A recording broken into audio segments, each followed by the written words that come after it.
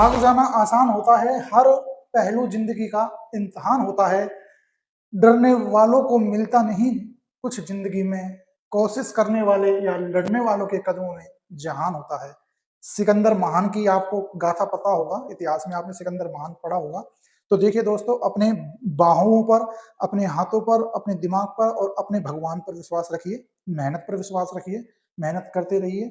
ठीक है। अब वो एक दौर था जो खत्म हो गया, वो एक दौर था जो खत्म हो गया। ए दोस्त कर मेहनत, अब तेरा नंबर भी अगली लिस्ट में पा जाएगा। तो शुरू करते हैं दोस्तों आज की क्लास। आज मैं आपको पढ़ाने जा रहा हूं राजस्थान का नवनिर्मित, मतलब कि नया बना जिला कौन सा, गंगापुर सिटी, जो पहले सवाई माधोपुर के अंदर आता था, लेकिन अब उससे अलग होकर भाई ये एक जिला बना दिया गया है।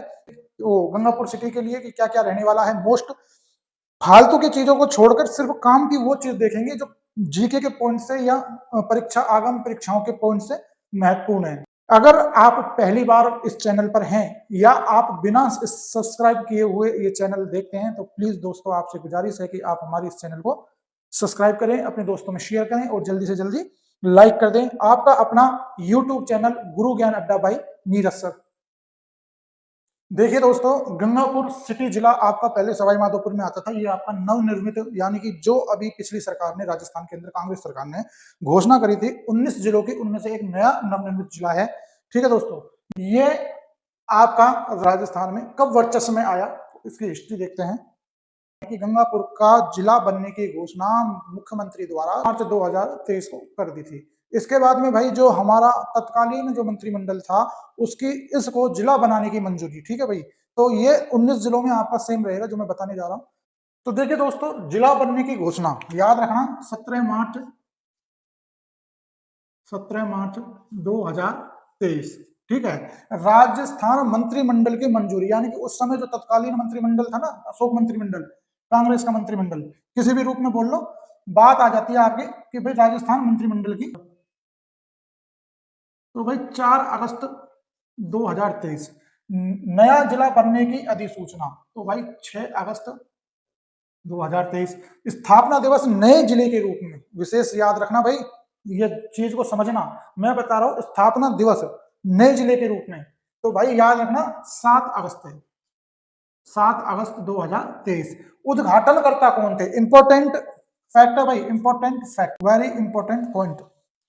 ये चीजें पूछी जाती है क्या साहब? हाँ भाई, ये चीजें पूछी जाती है, अब तक तो पूछी नहीं गई, लेकिन जिस लेवल से आपकी तो परिचर की जो भर्ती निकाली गई है राजस्थान के अंदर, उसका जो लेवल अगर आप देखो तो 10th पास और 12th पास के आसपास का है, और उसमें ऐसी ही चीजें पूछी जाएंगी और वही चीजें आपको मेरिट में बाहर करेंगी। ठीक है भाई, तो इंपॉर्टेंट फैक्ट है, यानी कि पशु परिचर एग्जाम की दृष्टि से भी मैं आपको कुछ चीजें बताने जा रहा हूं, तो फोकस करके ध्यान देके पढ़िएगा भाई।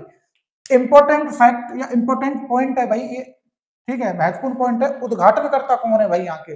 भाई भजनलाल, भजनलाल, वेरी गुड, बहुत अच्छे। मतलब भजनलाल जी सीएम बन गए तो सब मैं भजनलाल ही कर दूं है।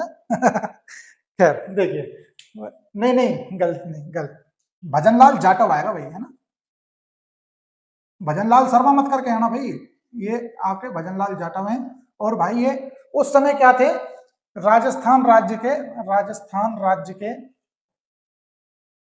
सार्वजनिक निर्माण मंत्री। कौन थे भाई? सार्वजनिक निर्माण मंत्री, याद रखना, तत्कालीन उस समय के। ठीक, प्रथम कलेक्टर, प्रथम कलेक्टर महिला यहां पर लगाई गई थी कलेक्टर के रूप में, जिनका नाम क्या था भाई? अंजलि, अंजलि राजौरिया। ठीक है भाई, आपका बिश्नोई साहब यहाँ पे पुलिस अधीक्षक थे, पूरा नाम है देवेंद्र, देवेंद्र सिंह बिश्नोई।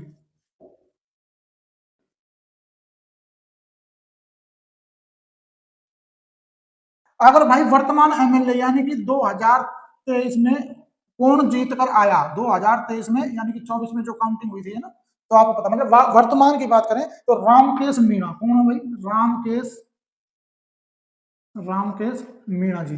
ठीक है भाई, रामकेश मीणा जी आपके एमएलए, और ये भाई किससे हैं? ये आपके हैं कांग्रेस से। ठीक है, याद रखना, कांग्रेस से हैं भाई आपके। वर्तमान में एमपी कौन है? पता है वर्तमान में एमपी आपके यहाँ पे हैं सुखबीर सिंह जौनपुरिया। ठीक है, और अगर स्थिति पूछी जाए ना कि भाई कौन सी सीट से हैं, तो सवाई माधोपुर व टोंक सीट से आपके ये सांसद है। सर ये क्या बता रहे हो, कौन बोला? अच्छा, बिल्कुल, हाँ, तो देखिए ये बिल्कुल सही बात है कि भाई सुखबीर सिंह जौनपुरिया आपके वर्तमान में यहाँ से सांसद हैं। ठीक है, क्यों है? क्योंकि भाई जब ये जिला बना था ना, उससे पहले तो सांसद के चुनाव हो चुके थे। जब इसका जिला बनने की घोषणा हुई थी उससे पहले तो भाई ये सवाई माधोपुर की तहसील थी, तो उस समय तो बन गया था ना एमपी, तो जब से अभी तक वही चलता आ रहा है, बदला नहीं है ना। हाँ, अच्छा भाई, अब देख लेते हैं इसमें आपके उपखंड और तहसील। तो भाई देखिए आपके इसमें 7 तहसीलें जोड़ी गई हैं। कितनी? 7 तहसीलें जोड़ी गई हैं। अब 7 तहसीलों में से भाई क्या चीज है समझने की? क्या साहब 2 तहसील है ना आपकी, वो तो ली गई है करौली से। किससे? करौली जिले से। और सर आपकी जो 5 तहसील गंगापुर सिटी समेत, यानी कि खुद गंगापुर तहसील को लगाकर 5 तहसील यहाँ पे किसके द्वारा ली गई है? सवाई माधोपुर से ली गई है। ठीक है, तो इस तरह से आपकी इसमें बन जाती है 7 तहसील। और वो 7 तहसील और उपखंड में आपको बता देता हूँ फटाफट से कौन कौन से होंगे। देखिए भाई, नादोती, ठीक है, आपका उपखंड है, और नादोती ही आपका क्या है भाई? तहसील है। एक चीज समझ आ गई, दूसरी समझिए कि भाई टोडा भीम, कौन सा भीम? टोडा भीम। भाई ये जो टोडा भीम है ना, ये आपका उपखंड भी रहेगा और आपकी तहसील भी रहेगी। और ये दोनों आपके करौली से जोड़े गए हैं भाई। इसमें कौन से डिस्ट्रिक्ट से जोड़े गए हैं? करौली से। एक चीज, तीसरी देखते हैं भाई, तो टोटल उपखंड मैंने आपको कितने बताए थे भाई? इसमें 5 टोटल उपखंड, इसमें हम 5 पढ़ेंगे। ठीक है, तो तीसरा आपका हो गया गंगापुर सिटी। गंगापुर सिटी ये आपका उपखंड हो गया। अब इसमें जो आपकी तहसील रहेगी ना भाई, वो 2 रहेंगी। गंगापुर सिटी उपखंड के अंदर 2 तहसीलें हैं, एक तो खुद गंगापुर सिटी है, यानी कि गंगापुर सिटी, और एक आपकी है तलवाड़ा। तलवाड़ा है ना, याद रखना। एक ये तो है तलवाड़ा, एक तलावड़ा भी है, तलावड़ा। ये आपके बांसवाड़ा में देखने को मिलती है, वो भी तहसील है। एक आपकी तलवाड़ा है दूसरी। ठीक है, ये भी एक तहसील है। तो ये कहां देखने को मिलती है? ये आपके हनुमानगढ़ जिले में देखने को मिलती है, तो कंफ्यूज मत होना इससे। ठीक है, ये कौन सा तलवाड़ा है भाई? गंगापुर सिटी वाला। अच्छा, चौथी चीज देखते हैं भाई, वजीरपुर। ठीक है भाई, तो वजीरपुर में जो तहसील रहेगी वो आपकी वजीरपुर ही रहेगी, और वजीरपुर का और ये उपखंड भी रहेगा। 5 का आपका आ गया बामणवास। बामणवास, और भाई ये बामणवास है ना, इसमें 2 जुड़े हैं। इस बामणवास उपखंड में 2 तहसीलें शामिल हैं, बामणवास और बरनाला। ठीक है भाई, तो इस तरह से हम कह सकते हैं कि साहब उपखंड हमारे कितने हो गए? 5, और तहसील हमारी कितनी होगी? 5। और भाई 2 कौन सी बड़ी है? 1 2 3 4 5 6 7 8। तो हमारी तहसीलें कितनी हो गई? 7 हो जाएंगी। करौली वाला चैप्टर में समझा देता हूँ कि भाई ये तो ऊपर की जो है ना आपकी, ये तो करौली से लिए गए हैं 2 तहसील, और ये बाकी की जो 5 तहसील है ना भाई, ये आपकी 5 तहसील कहां से ली गई है? सवाई माधोपुर से। बात समझ आ गई भाई पूरी? तो इसी बात पे फटाफट से एक लाइक दे दो प्यारा सा। कुछ समझ नहीं आ रहा हो तो कमेंट भी कर दो प्यारा सा। और भाई जल्दी से अगर सब्सक्राइब नहीं किया तो कर लो, और अपने दोस्तों और ऐस को सेंड कर दो कि भाई चैनल को सब्सक्राइब कर लो। बहुत बढ़िया पढ़ाते नहीं सर भाई। पशु परिचर भर्ती की दृष्टि से फिर मैं बता रहा हूं भाई, इंपॉर्टेंट फैक्ट या इंपॉर्टेंट पॉइंट है, याद करके चलना। हमसे सस्ता और हमसे बेहतर कंपनी वाले प्रचार करते हैं ना, तो हमसे सस्ता और हमसे बेहतर कोई नहीं बताएगा, यानी कि हमसे अच्छा और हमसे सुव्यवस्थित तरीके से कोई नहीं बताएगा। देखिए दोस्तों, अगर इसकी हम वर्तमान भौगोलिक स्थिति की बात करें ना, तो देखो भौगोलिक स्थिति में आप बस यही याद रखना, क्योंकि मैंने आपको इसमें बता दिया है ज्यादा, बस इसमें एक पॉइंट याद रखना, कस्मा दो।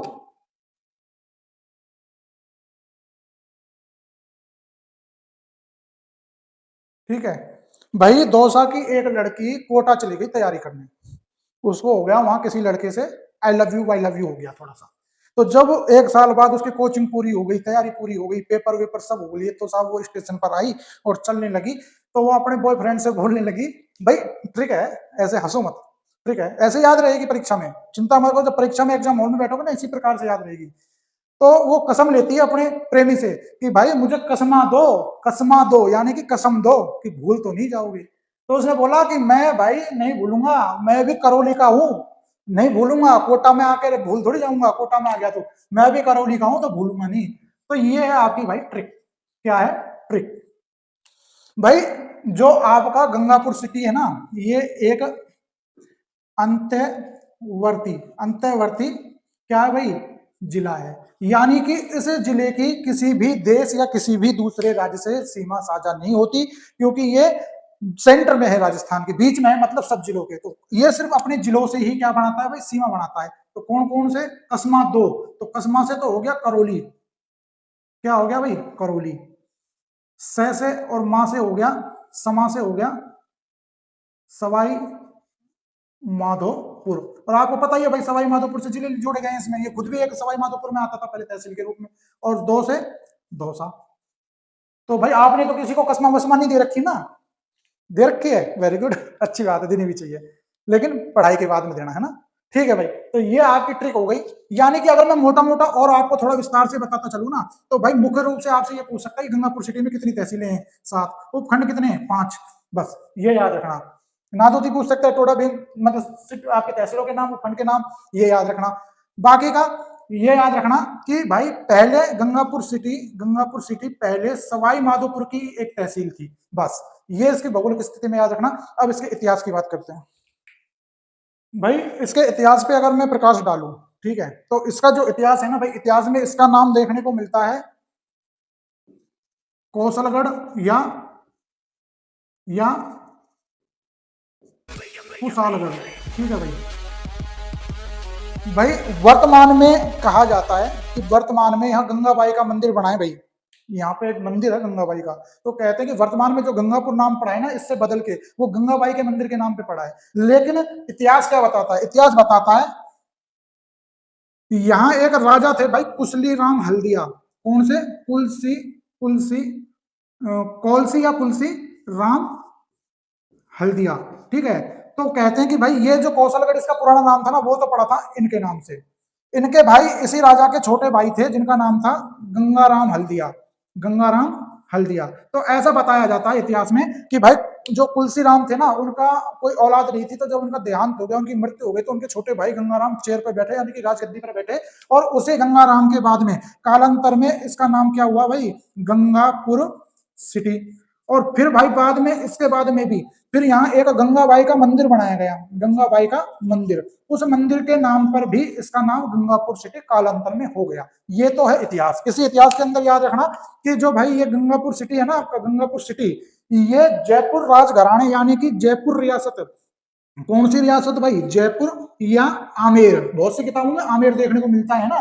रियासत तो आपकी आमेर ही थी, लेकिन सवाई जयसिंह द्वितीय ने जयपुर बसाया था ऊपर से नीचे आकर, तो इसलिए जयपुर और आमेर दोनों सही हैं। और याद रखना कि इसमें एक राजा हुए थे भाई, राजा माधो सिंह फर्स्ट, उनके द्वारा इनको ये जो दिया, मतलब ये जागीर थी जो दान में बख्शी गई थी, जागीर थी जो दान में बख्शी गई थी, किसको? राजा तुलसीराम हल्दिया को। एक बात और ये भी याद रखना भाई कि जो आपका गंगापुर सिटी है ना, इसे जयपुर राजघराने यानी कि आमेर रियासत या जयपुर रियासत की सांस्कृतिक राजधानी भी बोला जाता है। क्या बोला जाता है? सांस्कृतिक राजधानी। ये होता था भाई आपका गंगापुर सिटी। तो ये इसका इतिहास है, छोटा सा इतिहास है, मिनटों में अंगुलियों में गिनवा दिया। ज्यादा अगर दिमाग लगाओगे कंफ्यूजन होगे। सीधा सीधा ऐसे छाप लेना, ऐसे छापना और यहाँ पे बैठा लेना, बस काम खत्म। देखो भाई एक चीज और याद आ गई, चलते चलते बता देता हूँ। इसका उपनाम याद रखना, पूर्व का जुगाड़। देखो लोहागढ़ को कहा जाता है, यानी कि लोहागढ़ को कहा जाता था, या भरतपुर को वर्तमान में कहा जाता है क्या? राजस्थान का पूर्वी द्वार। और ये उसी पूर्वी द्वार का क्या था? पूर्वी जुगाड़ उपनाम। तो गंगापुर सिटी है ना भाई, इसका एक उपनाम है, और उसका उपनाम है पूर्व का जुगाड़। ये भाई आपके आरपीएससी कई बार पूछती है, और एक एग्जाम होता है ना, वो कौन सा, पटवार, राजस्थान पटवार भर्ती राजस्व विभाग जो लेता है राजस्थान का, उसमें भी भाई ये 2-3 बार पूछा गया पटवार परीक्षा में। ठीक है, तो ये थोड़ा सा इंपॉर्टेंट बन जाता है, तो इसको आप इंपॉर्टेंट पॉइंट के नाम से याद रखना। ठीक है, अब हम इसका भूगोल देखेंगे शॉर्टकट में। ठीक है, और वही देखेंगे जहां से क्वेश्चन इंपॉर्टेंट बनते हैं। अब इस भूगोल में हम सबको एक साथ पढ़ लेंगे भाई। इसमें हम पर्वतमाला पढ़ लेंगे, चोटी पढ़ लेंगे, यानी कि पर्वत श्रेणी, पर्वत श्रेणी हम इसके अंदर देख लेंगे। इसके अंदर भाई हम देख लेंगे पठार या घाटी, पठार या घाटी, घाटी क्षेत्र, ये भाई हम इसमें देखेंगे। ठीक है, सबको मिक्स करके पढ़ लेंगे, अलग अलग पढ़ने की जरूरत नहीं है, छोटा सा चैप्टर है, फटाफट मैं आपको बता देता हूँ। भाई एक बामनबास नाम से चोटी पाई जाती है यहाँ पे, क्या पाई जाती है? बामनबास, बामनबास। ठीक है, अब हो गए साहब ये तो आपकी तहसील और खंड भी पढ़ाया था भाई, क्योंकि बामनबास कस्बे के अंदर ये सबसे ऊंची चोटी है। ठीक है, इसलिए इसको बामनबास चोटी बोला जाता है, पहली बात। दूसरी बात कि सब पहले ये सवाई माधोपुर की सबसे ऊंची चोटी थी, किसकी? सवाई माधोपुर की। तो लेकिन मैंने अभी आपको पढ़ाया कि सवाई माधोपुर से अलग डिस्ट्रिक्ट हो गया ये, तो अब ये किसमें चली गई है भाई? किसमें चली गई है? आपके गंगापुर सिटी में चली गई है। ठीक है, तो गंगापुर सिटी जिले की सबसे ऊंची चोटी हो गई आपकी बामनबास। एक इसकी भाई लंबाई याद रखना, सॉरी लंबाई नहीं, ऊंचाई याद रखना, 827 मीटर लगभग है ना। तो ये अरावली पर्वत श्रृंखला के ऊपर स्थित बामनबास चोटी गंगापुर जिले में 827 मीटर ऊंची है। एक आपकी घाटी क्षेत्र आता है भाई, ताल चिड़ा की घाटी, कौन सी? ताल चिड़ा की घाटी। ठीक है भाई, नादोती के अंदर है भाई, ये भी याद रखना, कहां है? नादोती के अंदर। ठीक है, ये आपकी वर्तमान में नादोती के अंदर स्थित है ताल चिड़ा की घाटी। तो आपके ये दोनों वेरी इंपॉर्टेंट हो जाते हैं। हाँ मेरे जवानों, चोटी की बात कर रहा हूं तो राजस्थान की सबसे या एक नंबर की चोटी बता दो, पर्वत चोटी कौन सी है? जल्दी बताओ। हाँ वेरी गुड, याद रखना भाई, राजस्थान की सबसे ऊंची पर्वत चोटी कौन सी भाई? गुरु शिखर। कौन सी है भाई? गुरु शिखर, याद रखना।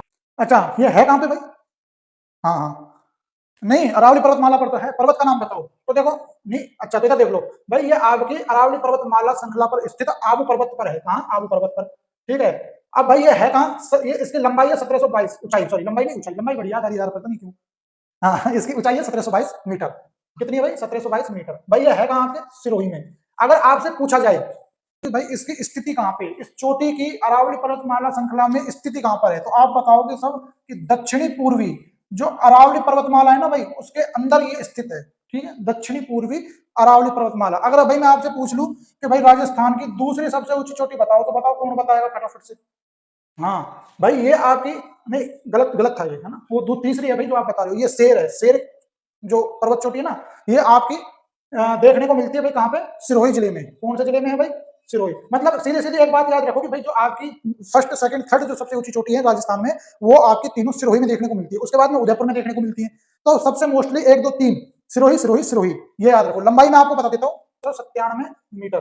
ठीक है, याद रखना सिरोही में है। अगर उसकी स्थिति पूछ ले तो इसकी स्थिति भाई आपकी कहां है? स्थिति कहां है? इसी क्षेत्र में है, दक्षिण पूर्वी अरावली पर्वतमाला क्षेत्र में। अगर आपकी तीसरी पूछ ले तो तीसरी याद रखना देलवाड़ा पर्वत चोटी। ठीक है भाई, देलवाड़ा, ये भी आपकी सिरोही के अंदर है। कहां है भाई? सिरोही के अंदर है। और अगर इसकी ऊंचाई पूछ ले तो 1442 मीटर इसकी ऊंचाई है भाई। देलवाड़ा जैन मंदिर सुना है ना? देलवाड़ा जैन मंदिर किसके लिए फेमस है भाई? महावीर के लिए या किसी और देव के लिए? ऋषभ देव के लिए। Very good, Rishabhanatha, Rishabh Dev. हाँ ठीक है भाई, वेरी गुड। देखो भाई आगे बढ़ने से पहले मुझे कुछ याद आ रहा है अरावली पर्वतमाला के बारे में, मैं आपको बता देता हूँ। अरावली पर्वतमाला के बारे में देखो थोड़ा थोड़ा मैं मोटा मोटा फैक्ट्स आपको बता देता हूँ। ये 65 करोड़ वर्ष पुरानी प्री, कौन सी भाई, कौन सी शाखा है? प्री कैम्ब्रियन श्रेणी की मोड़दार पर्वत श्रृंखला है। कौन सी है भाई? मोड़दार, जिसमें हजारों मोड़ है भाई, मोड़दार पर्वत श्रेणी है। ठीक है, सबसे पहली चीज ये याद रखना। अगर आपसे पूछ ले कि भाई कौन से युग की है, सॉरी श्रेणी नहीं है भाई, युग है, कौन से युग की है, तो आप बताओगे कि सर प्री कैम्ब्रियन युग की है। ठीक है, कितने करोड़ वर्ष पहले की?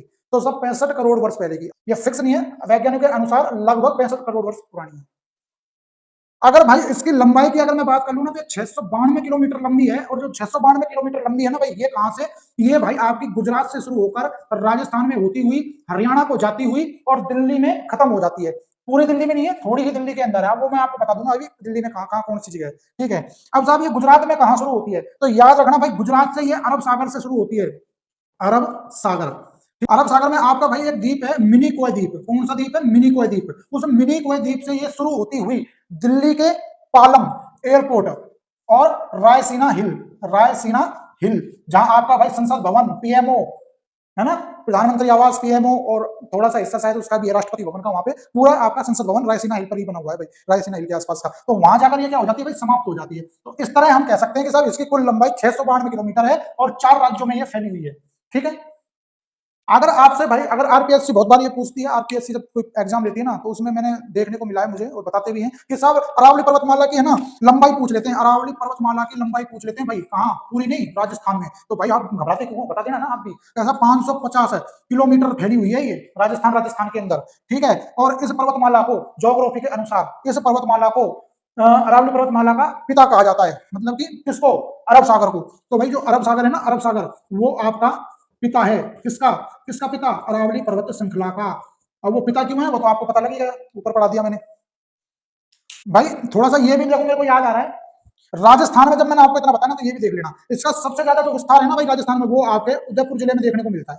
कहाँ, कुंभलगढ़ किला आपका, गागरोन का किला आपका, चित्तौड़गढ़ का किला आपका, ये सब किले कहाँ है भाई, अरावली पर्वतमाला पे बने। मतलब राजस्थान में किले तो सभी आपके अरावली पर्वतमाला पे बने हो, चाहे तारागढ़ हो, चाहे आपका कुआरा किला हो, बला किला, चाहे जयगढ़ हो, नाहरगढ़ हो, कोई सा भी हो। लेकिन बात इंपॉर्टेंट ये है कि सबसे ज्यादा विस्तार जो अरावली पर्वतमाला का देखने को मिलता है ना, वो भाई आपके उदयपुर में फैली हुई है, उदयपुर से शुरू होती हुई, और जो सबसे कम राजस्थान में जिस जिले में है ना, वो भाई आपका झुंझुनू है, झुंझुनू, नीम का थाना, खेतड़ी, सुना है ना, खेतड़ी तामा निकलता है, वही वहां आपका ये सिंघाना, सिंघाना का नाम सुना है ना, झुंझुनू सिंघाना। कौन सी खान है भाई, कमेंट करके बताओ जल्दी, हाँ भाई तुम बताओ तुम कौन सी खान है, हाँ टंगस्टन, वेरी गुड, हाँ इस्पात, वेरी गुड। हाँ भाई, तो ये है आपका इंपॉर्टेंट, याद रखना, सबसे ज्यादा उदयपुर और सबसे कम झुंझुनू में राजस्थान के अंदर देखने को मिलती है। राज्यों की बात करें तो राज्यों में भी सबसे ज्यादा राजस्थान में देखने को मिलती है, और सबसे कम देखने को मिलती है भाई कहाँ की, दिल्ली। हाँ एक चीज, ये 3 राज्यों में देखने को मिलती है भाई आपकी, ये 3 राज्यों में और एक केंद्र शासित प्रदेश में, एक केंद्र शासित प्रदेश में। ठीक है, अगर ओवरऑल पूछे तो 4 राज्यों में, अगर पूछ ले किस केंद्र शासित में तो दिल्ली में, अगर पूछ ले कि भाई किन 3 मुख्य राज्यों में, तो 3 मुख्य राज्य आपके हरियाणा, राजस्थान और गुजरात हो जाएगा। ये चीज मैंने याद आ गई तो पढ़ा दी, बाकी अपना वापस नहीं चलते हैं तालचिड़ा की घाटी पे, तालचिड़ा की घाटी पे भाई, ताल में नहाते हो, यानी कि तालाब में नहाते हो चिड़िया उड़ाएंगे। चलो यहाँ क्यों आगे, हमारा पर्वतमाला पे वापस चलो चलो भाई। अब घाटी से यार, ये जो घाटी पढ़ाई थी ना तालचिड़ा की घाटी, यार इससे एक चीज याद आ गई यार। कौन बोल रहा है, नीरज सर क्या कहते हो, हा? कोई बात नहीं बेटा, जितना जोड़ के पढ़ोगे ना उतना अच्छा रहेगा, है ना, एग्जाम दृष्टि से, व्यू ऑफ एग्जाम की उससे अच्छा रहेगा। देखो घाटी से एक चीज याद आ गई भाई, भारत में एक फूलों की घाटी है, फूलों की घाटी है ना भाई, ये फूलों की घाटी नामक राष्ट्रीय अभ्यारण्य, यानी कि राष्ट्रीय नेशनल पार्क, फूलों की घाटी नेशनल पार्क। भाई इसकी मुझे लोकेशन बताओ फटाफट से जल्दी, नहीं पता, अरे भाई मेरे, ये आपकी चमोली जिले के अंदर है। कौन सी, चमोली जिले के अंदर, ये आपका चमोली जिला यूके के अंदर आता है, यानी कि उत्तराखंड, हाँ यूनाइटेड किंगडम नहीं है, उत्तराखंड है। और भाई इसको हम क्या बोलते हैं, और गढ़वाल क्षेत्र बोलते हैं, इसको हम क्या बोलते हैं भाई, यूके का गढ़वाल क्षेत्र। ठीक है, यानी कि गढ़वाल क्षेत्र में ये मिलती है। अगर आपसे पूछे कि साहब ये फूलों की घाटी कौन से नेशनल पार्क में आती है, तो फूलों की जो घाटी है ना भाई, ये खुद एक नेशनल पार्क नहीं है, नंदा देवी नेशनल पार्क का एक भाग है। कौन सा, नंदा देवी नेशनल पार्क का एक भाग है। ठीक है, चीज समझ लेना भाई, मैं फिर बता रहा हूँ, ये जो फूलों की घाटी नेशनल पार्क है ना, ये नंदा देवी नेशनल पार्क का एक भाग है। ठीक है, ये इंपॉर्टेंट क्यों है, ये इंपॉर्टेंट इसलिए है क्योंकि वर्ष 2004 में यूनेस्को की विश्व विरासत साइट में भारत से शामिल एक नेशनल पार्क का हिस्सा है। ठीक है, अब भाई नेशनल पार्क कौन सा हो गया, नंदा देवी, लोकेशन हो गई आपकी चमोली यूके गढ़वाल, कौन सा, फूलों की घाटी, इसलिए इसको नेशनल पार्क भी बोल देते हैं। चलो भाई वापस आ जाओ, जलवायु देख लेते हैं अपन फटाफट अपने गंगापुर सिटी की जलवायु। कौन सी वायु भाई, जलवायु किसकी, गंगापुर सिटी की। ठीक है भाई, वापस से आ जाओ, चलो देखिए भाई, अगर आपसे पूछा जाए कि भाई गंगापुर जो सिटी है, यहाँ पे कैसी जलवायु पाई जाती है, यानी कि कैसी किस तरह की, तो आप बता दोगे कि साहब यहाँ पे आर्द्र जलवायु पाई जाती है। कौन सी, आर्द्र जलवायु, वेरी गुड। ठीक है भाई, यही भारतीय मौसम भारतीय मौसम विभाग के द्वारा तय की गई है। मतलब सामान्यतः से पूछ ले, हाँ भाई बता कि गंगापुर सिटी जिले में कौन सी जलवायु पाई जाती है, तुरंत बोल देना आर्द्र जलवायु। सब आपसे पूछा कि भाई इसका पैमाना किसने तय कर रखा है कि आर्द्र जलवायु यहाँ पे मिलती है, तो भारतीय मौसम विभाग के अनुसार, बस सिंपल। नॉर्मली अगर आपसे पूछा जाए, नॉर्मली एग्जाम में आ जाए कि भाई गंगापुर सिटी की जलवायु बताओ, ऑप्शन में आ गया आर्द्र, उष्ण, शीत, फलाना ढिकाना, तो आप आर्द्र जलवायु पर जाना आंख नीच के। लेकिन भाई जलवायु जो भारतीय जलवायु है, इसका वर्गीकरण होकर रखा है 3 वैज्ञानिकों ने, वैज्ञानिक और नहीं गिनी देते। ठीक है, पहली बात तो ये किताबें नहीं जीने देती, अगर इनसे जीना चाहे तो ऐसे नहीं जीने देती, और ऐस और इनसे जीना चाहे तो ये वैज्ञानिकों का वर्गीकरण नहीं जीने देता। बड़ी बेचारे बालकों के साथ बड़ी मतलब अन्याय हो रहा है यार, ये ऐसा वाले और नहीं जीने देते, ऐसा ही जैसे वाले और नहीं जीने देते। मतलब मरे तो किस कुंड में जाके मरे, चलो भाई तालचिड़े में जाके मरेंगे, हम तो तालाब में रहेंगे वहीं मर जाएंगे। चलो देखिए भाई 3 वैज्ञानिक हुए हैं, वापस से भाई ध्यान दो, 3 वैज्ञानिक हुए हैं, है ना। एक तो आपका हुआ है थॉर्नवेट, टी वार्था और कोपेन। इन तीनों वैज्ञानिकों ने क्या है भाई अलग अलग जगह यानी कि अलग अलग मतलब महाद्वीपों के हिसाब से कह लो या देशों के हिसाब से कह लो, उन्होंने अपना अपना अपनी अपनी एक थ्योरी दी है वर्गीकरण के हिसाब की। तो उसमें भी भाई ये पूछा जाता है काफी, बट शॉर्ट में मैं बता रहा हूँ। अभी मैं भाई पशु परिचर का एक बैच शुरू करने वाला हूँ केवल स्पेशल पशु परिचर के लिए, और उस पशु परिचर में मैं आपको बहुत सहज और सरल भाषा में आपको पढ़ाऊंगा और हाथ के हाथ रटा दूंगा। फालतू की चीज नहीं, काम की चीज पढ़ेंगे और तुरंत उसका रिविजन करेंगे और वहीं से आपको याद करा दूंगा मैं। ठीक है, तो उस जो अभी पशु परिचर वाली जो क्लास शुरू होने वाली है ना, उसमें मैं आपको बताऊंगा डिटेल से। अभी आप वैसे देख लीजिए कि भाई कोपेन के अनुसार यहाँ किस तरह की जलवायु मिलती है गंगापुर सिटी में जी। कौन सी भाई? CWG। अब आप कहोगे कि साहब ये CWG है क्या, हल्का सा तो बता दो हमें। तो भाई ये CWG का मतलब होता है हिंदी में उप आर्द्र जलवायु। कौन सी वायु भाई? जल की वायु, यानी कि उप आर्द्र जलवायु। आप कहेंगे कि साहब ठीक है, अब हमें इसमें फर्क क्या होता है? तो भाई आपको यहाँ पे फर्क ये मिलता है कि यहाँ पे जो बारिश होती है ना इस क्षेत्र में, कोपेन के अनुसार वो 40 से 80 सेंटीमीटर बारिश वाला क्षेत्र होता है। ठीक है, अच्छा थॉर्नवेट के अनुसार यहाँ पे मिलती है आके डव, यानी कि DAW, डव प्रकार की जलवायु मिलती है।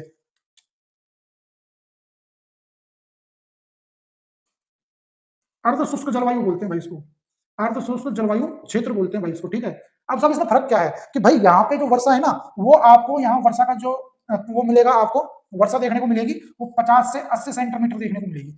ठीक है भाई, हो गया। आपका है टी वार था, एक वैज्ञानिक टी वार था भाई। इनके अनुसार क्या बताया गया भाई? इनके अनुसार बताया गया CAW वाला क्षेत्र।